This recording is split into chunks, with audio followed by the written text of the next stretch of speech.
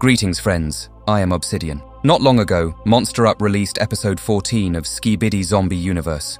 We saw a lot of action take place and realized that POV Plunger Cameraman, who is not actually Plunger Cameraman, is still alive thankfully. I don't think any of us could deal with this version of a cameraman that represents him being gone in another universe. So we thank you for keeping him alive, Monster Up. But before we get into today's video, make sure you subscribe to me so that you don't miss any future analysis or theory videos and have all the notifications on. Also like this video, as it will help me. Let's get into it. The POV cameraman shoots numerous holes that forms a circle into the side of the zombie to escape and punches his way out, where he is met with a scene that can only be described as hell. Everything is bright red and the sky is even the same color. The POV cameraman turns around and is met by the zombie who ate him in the previous video. Before the zombie can even attack, the POV cameraman has charged the gun up and hit the zombie with one shot, killing him in an instant. We salute you for this Plunger Cameraman 2.0, you total giga-chad. Before I continue on with the analysis, as we know this zombie mutant was fighting Titan Drillman in the previous episode, but we see that he is no longer fighting this mutant, and also, they're in a completely different location. So what happened between both the last episode and this episode, and how much time has passed exactly?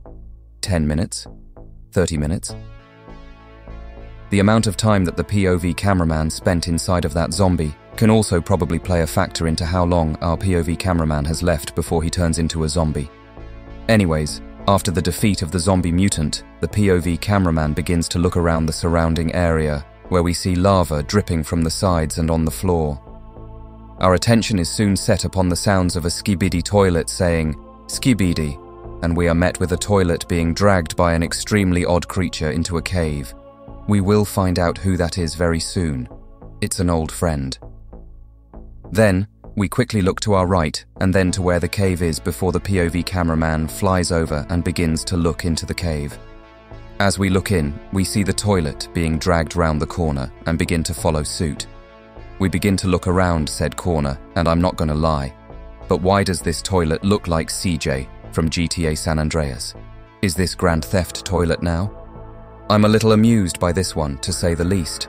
The POV cameraman looks at the wall to see the signature Monster Up YouTuber mentions, which is really cool to see everyone get a mention in this universe the way they do.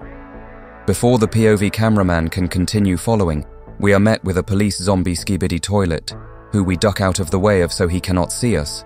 As a distraction, the POV cameraman grabs some dirt or a rock and throws it in another corridor nearby the police zombie SKIBIDI as a diversion, which then works because he then growls and runs down the corridor after what he thinks is a perpetrator so that the POV cameraman can escape down the other tunnel. Our POV cameraman comes to a room where he is met with multiple zombies, from SKIBIDI toilets to cameramen, all surviving in this dark and gruesome cave. The POV cameraman looks behind as he goes further into the cave, looking in all directions when he chooses to head right and comes across a jail cell containing two large SKIBIDI mutant toilets. These two SKIBIDI mutants remind me of the ones from Dom Studios' universe, where they happen to be just cozy and hot sauce beats, if you weren't aware. Both of them showed up in the Christmas special.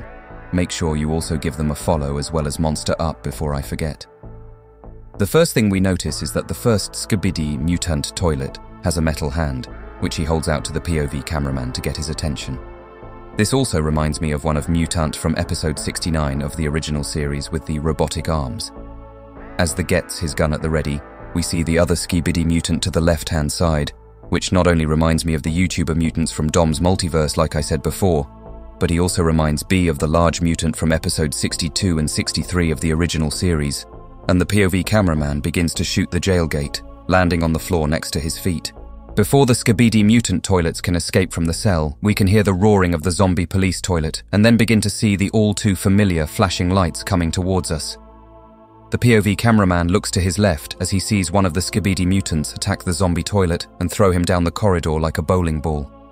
Suddenly our POV cameraman begins to fly around and shoot some of the zombie toilets, getting a perfect headshot on all of them. Suddenly, a SKIBIDI zombie toilet comes from out of nowhere, but he is killed by the POV before he can attack him or the other SKIBIDI mutant toilets.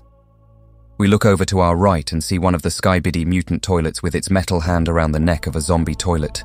Soon, the POV cameraman brings out Plunger Cameraman's signature spiked plunger that we first saw in episode 69 part 1 of the original series, and the fact it's also here in Monster Up's Universe 2 is super cool.